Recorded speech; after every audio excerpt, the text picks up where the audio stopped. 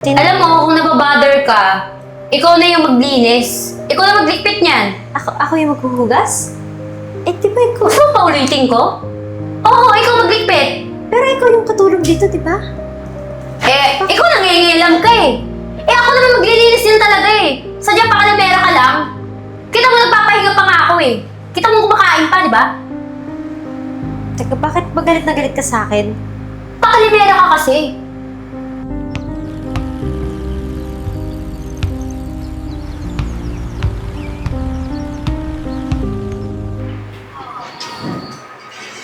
What am I? My girlfriend.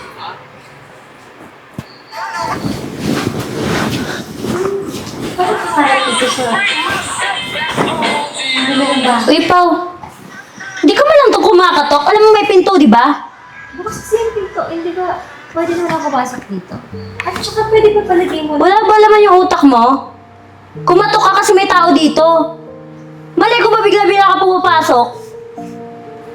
Sorry. Bastos ka eh, no? May ginagawa yung tao dito eh. Sorry, next time. Nakatok na lang ako. Palagay na lang ito dun sa cabinet para kay Abra. Lah, kakasabi ko lang sa'yo, di ba? Wala ba laman yung utak mo? Ba't mo ako inuutosan? Amo ba kita? Ikaw ba nagpapasweldo sa akin? Ha? Hindi naman, pero pinapasuyo ko lang naman sa'yo. Kasi diba, ikaw yung... Huwag mo akong utusan. Ikaw yung gumawa dyan. Dilagay mo yun doon. Ako pa inuutusan mo eh, no? Tsaka mo na ako utusan ko, ikaw nagpapasweldo sa akin. Huwag ka mag-as-as ang amo kita, ha? Sorry Nakaka-istorbo ka eh. Girlfriend ako ng amo. Ayun nga eh. Girlfriend ka lang. Tsaka, hindi ka naman nakatira dito kung makaasta ka, no? Hindi ba ako pwedeng dumala or like makisuyo man lang sa'yo? Kasi, di ba yun naman yung trabaho mo dito? Alam mo, paulit-ulit ka rin eh, no? Ann! Ann! Mahal! Ann, na pala. Ann, nagawa mo na ba yung pinapa-utos ko sa'yo? Ay, yes sir. Nalinis ko na rin po yung sa taas, sa kwarto nyo. Tsaka yung sa halaman na diligan mo na yung sa Opo, na-trim ko na din po. Cool! Alam mo, bilib talaga ako sa'yo. Napakasipag mo talaga. Tsaka napakagalang mo pa sa Yes akin. po. Alam mo, minsan magpahinga-pahinga ka rin kasi di naman, ayaw naman kitang abusuhin. Oo naman sir. Nagpapahinga naman ako. Good. Tsaka okay lang po ako. Mahal, gusto mo, tara na? Sige, Para sa date para natin. makapagpahinga rin si Anne. Oo. Bait talaga ng girlfriend ka, diba? Tara. Ingat po kayo. Salamat, Ann. Ano ba yung girlfriend ni... Sir, nakaka-irita. Storbo na nga, nakakainis pa.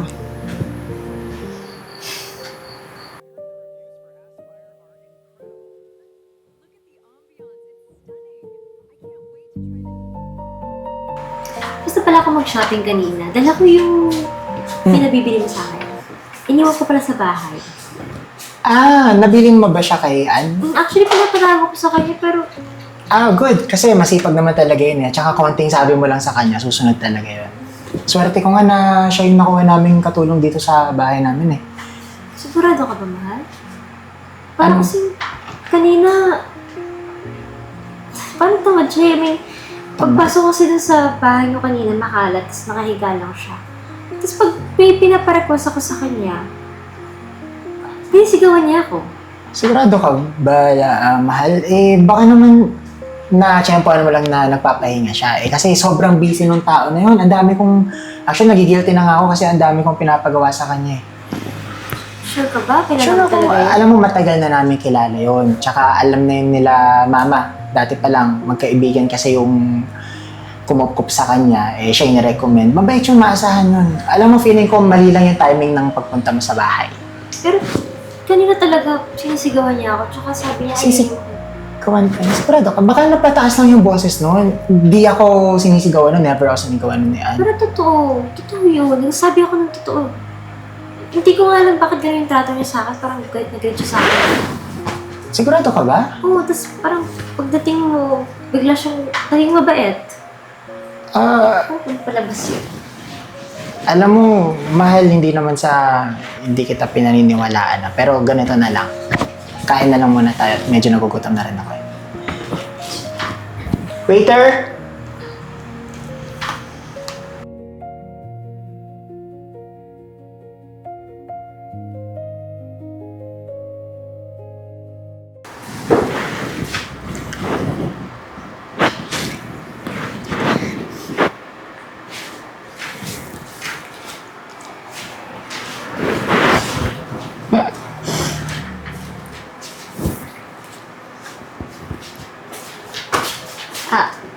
Ah, bakit may mga tira pang plato dito na gamit na? Di Ayan ba ka na naman, Pao eh. Nangingialam ka na naman. Hindi mo ba nakikita kumakain ako? Bastos ka talaga no kahit kailan. Tandaan mo, girlfriend ka lang ni Sir Abra.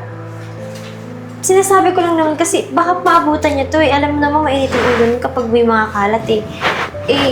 Alam mo, kung nababother ka, ikaw na yung maglinis. Ikaw na maglikpit niyan. Ako yung maghuhugas? Eh, di ba ikaw? Gusto mo pa ulitin ko? Oo, ikaw maglikpit. Pero ikaw yung katulong dito, di ba? Ikaw nangingialam ka eh. Ako naman maglilinis din talaga eh. Sadya pa kalamera ka lang. Kita mo nagpapahinga pa nga ako eh. Kita mo kumakain pa, di ba? Teka, bakit ba galit na galit ka sa akin? Pakalimera ka kasi. Tama naman yung ginagawa ko ah. Responsibilidad mo naman to, di ba? Ayun na nga, responsibilidad ko. So huwag kang makialam. Kung nababother ka, edi gawin mo. Bakit kayo? Nakakaulang gana eh. Kinakausap naman kita ng maayos pero Alam sinusubukan mo, mo. di ba, mahal na mahal mo yung sir ko. May labahan siya doon. Laban mo muna. Para naman may mamagawa ka, di ba? Ako maglalaba? Pati yun? Maghuhugas, Di ba maglalaba? mahal na mahal mo si sir? Sobrang concerned ka, di ba? Eh di labahan mo! Ako maglilinis yan! Huwag kang mangailam! Eh di yun yung pakailaman mo yung labahan doon. Hindi kita maintindihan. Umalis ka na! Bad trip, nanonood ako, makain ako dito eh.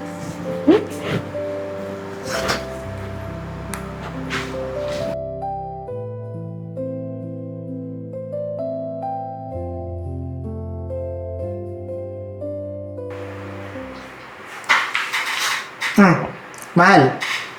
Bakit parang hindi maipinta yung mukha mo? Ano nangyari ba?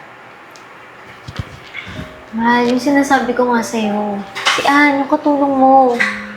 Di mo kanina pinaglalaba nga ako, pinaghuhugas ng plato. Seryoso ka ba? Yeah. Mahal, siya yung katulong. Ba't siya gagawin sa'yo yun? Eh, hindi ka na naman naniniwala. Totoo nga. Ayan na naman tayo eh. Si Ann na naman. Bakit ba parang napapansin ko? Parang medyo mainit yung dugo mo dun sa katulong namin. Hindi mahit yung dugo ko. Siya nga yung galit sa akin, hindi ko alam bakit. Ba't naman siya magagalit sa'yo?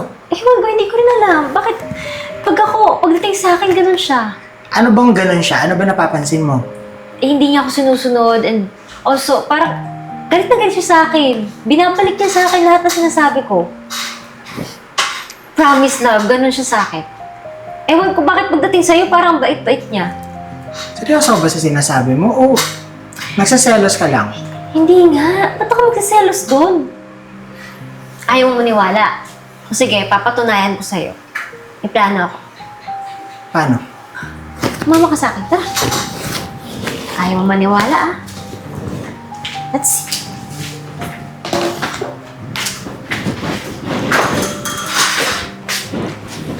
Ay, nako. Buti naman nakaalis na yung mga hinayupak na yun. Makakapahinga na rin ako. Sobrang sakit na likod ko. Nood na lang ako ng movie.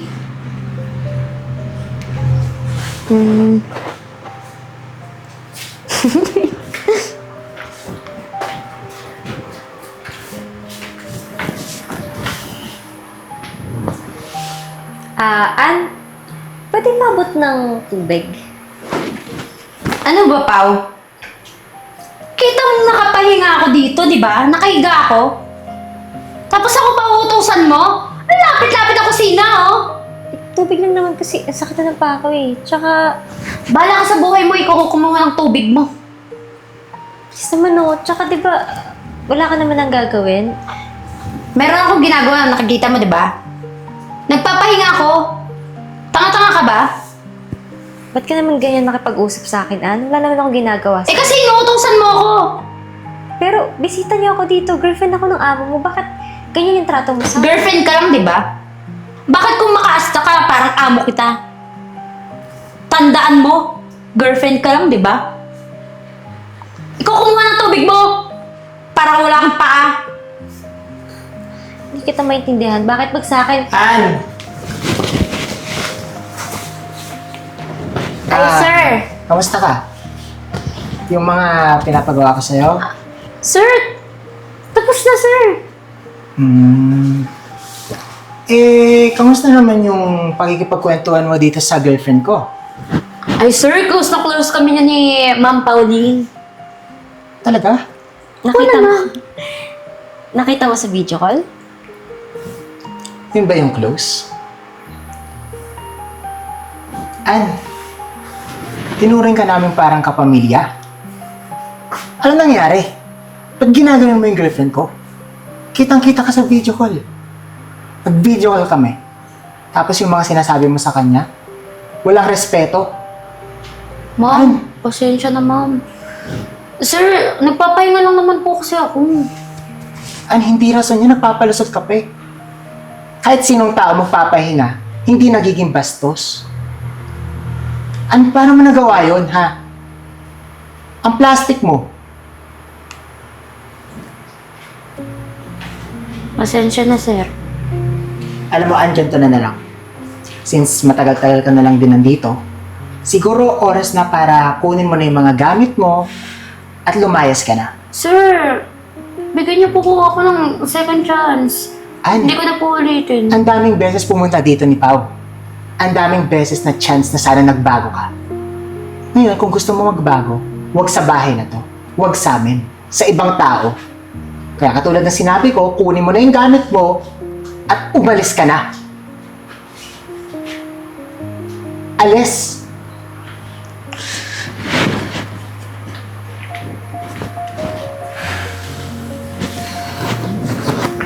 Sabi ko sa'yo, mahal eh.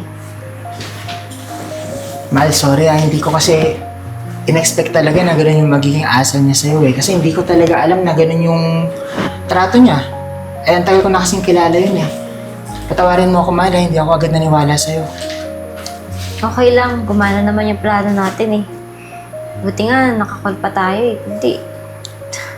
Baka pagdating mo, papanggap na naman yun. Pao, pabawi ako sa'yo sa lahat ng mga ginawa niya. At saka kung kukuha man kami ng katulong, ang una niya dapat makuha is yung pagiging aprobado mo. Talaga? Talaga. Pasensya na. Okay lang yung mahal. Basta mahalaga, okay na, wala na. Wala na si Ann. Medyo I feel bad kasi nawala siya ng trabaho. Pero hindi eh. Wala kasing pagkakataon na sana inayos niya yung pakikitungo niya pero wala.